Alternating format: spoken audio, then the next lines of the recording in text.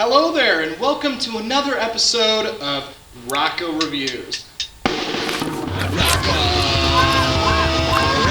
Picture yourself now, a young child sitting on the sofa in the mid-2000s. No, Jonah Hill, not mid-90s, mid-2000s. And you see on the screen two disfigured puppets, greasy lips and eyes staring into your very soul. Yes, it's Mr. Meaty, the Nickelodeon show that has haunted the many dreams of children all across the nation. The theme song reverberating off of the walls of insane asylums all across the globe.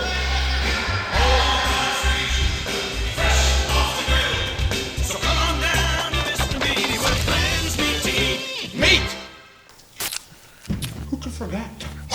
The internet is littered with conspiracy videos trying to understand, psychologically pick apart the very beef jerky bits of this show to understand the meat. But today, in not a review, but an interview, we will get to the very bottom of this with the creator himself. Yes, the meaty overlord, Jamie Shannon! Okay, so Jamie Shannon should be coming in on our transmission any second now. Oh, there he is! Jamie, are you ready to... Oh, it's me! Jamie! No! Jamie! Shannon. I can't hear you hear me? Yes, it's ROCKO. me! It's me, ROCKO, with ROCKO Reviews! Jamie! Viacom! It appears that Viacom, the very company that owns Nickelodeon, thus Mr. Meaty, and the DVD distribution rights to the show, which is why it is not publicly available anymore, has taken over our transmission. We must hack into the computer web, the matrix itself, the meat-trix itself, to get Jamie back online. Let's do this.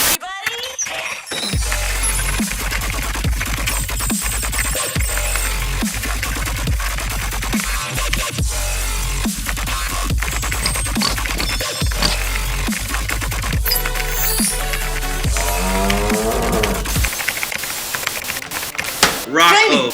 Yeah, it's ROCKO. All right, nice to meet Oh, you. Jamie, welcome to ROCKO Reviews. We're so happy to have you here. Jamie, the question on every Mr. Meaty fan's mind is, what is your favorite cut of meat?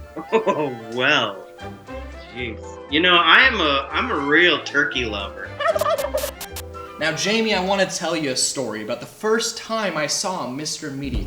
It was the infamous tapeworm episode. It rattled me to my core.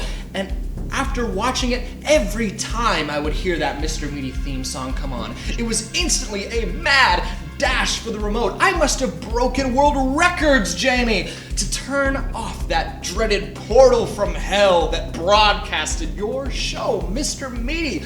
It was a primal fear, Jamie. Primal! When it played on CBC, which the tapeworm episode was made for, it was for their after-school kind of crew. We made it sort of for their teen zone, and then they played it on Saturday mornings for 6-year-olds. As if, you know, it's so funny. Tapeworms are so fascinating. Like, I remember talking about tapeworms all the time as a kid. Yeah, talking about tapeworms, we all did that, Jamie. Now, let me ask you, was it intentional to try to make the show as creepy as possible? I think not. I don't know. Like, it's funny. We were definitely loving this kind of like, almost like the whole thing felt like a puberty pimple. You know, the whole thing felt like a pimple. I think it's actually almost more pleasurable to watch when you're older because you're past that time. But I think that's part of why maybe 11 and 12 and people who were pimply and teenagery didn't like it because they were like, you know,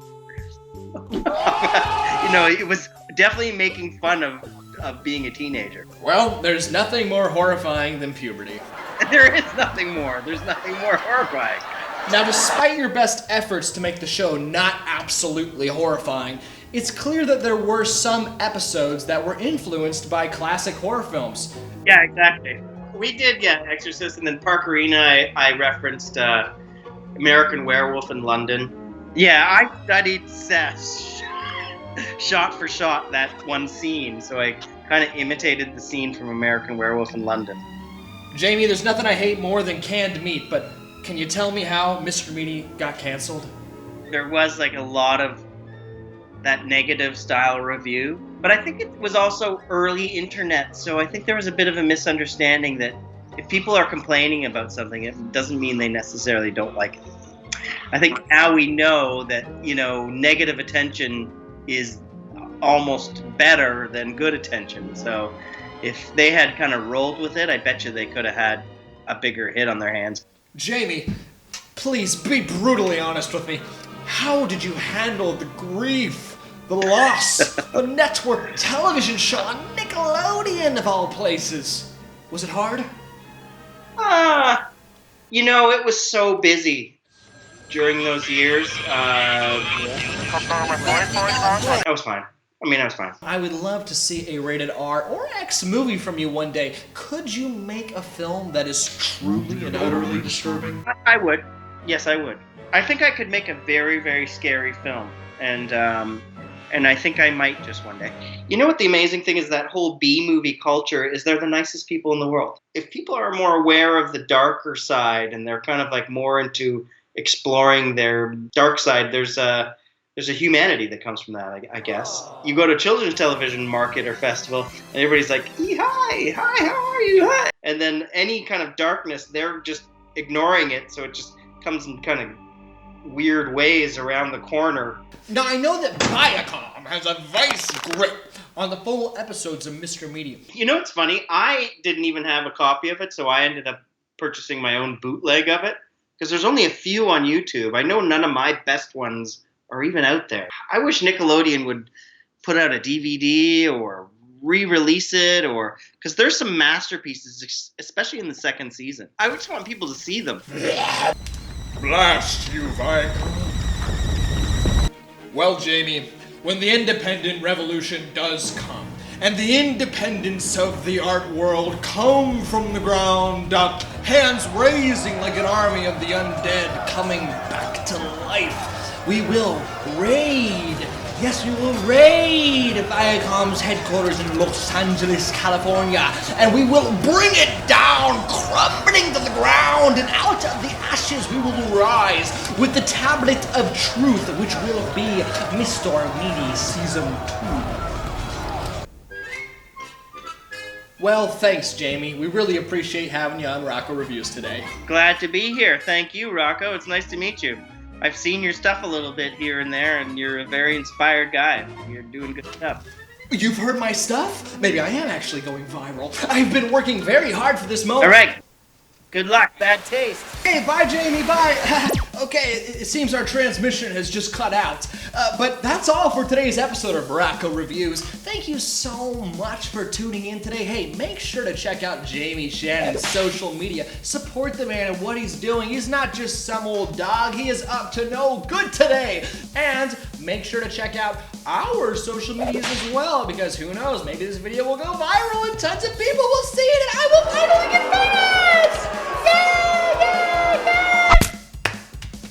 Well, we'll see you next time for the next episode of ROCKO Reviews. Bye-bye now!